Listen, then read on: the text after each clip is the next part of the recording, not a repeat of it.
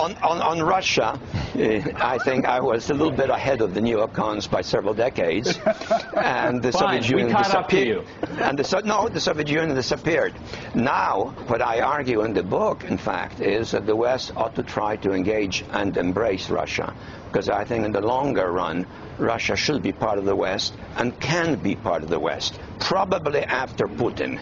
But the question is whether that will last 6 years or 12, or maybe can be accelerated.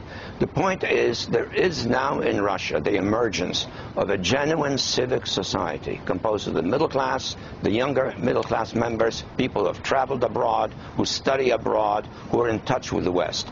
And I think we can work on that, and thereby, in a process, create a larger and more vital West than what we have today.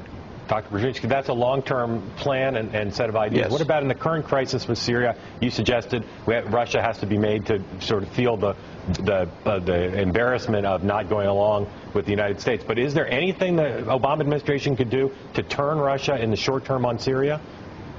I don't think so, unless, the Russians give us a bill involving a lot of other concessions to them, which would not be in our interest to make. I'm not going to speculate what that might be. I'm sure they have such a list, but I don't think that would be worthwhile. I think the Russians are paying a major international price in terms of public opinion. It further undermines, in fact, Putin's sort of notion of how Russia ought to conduct itself.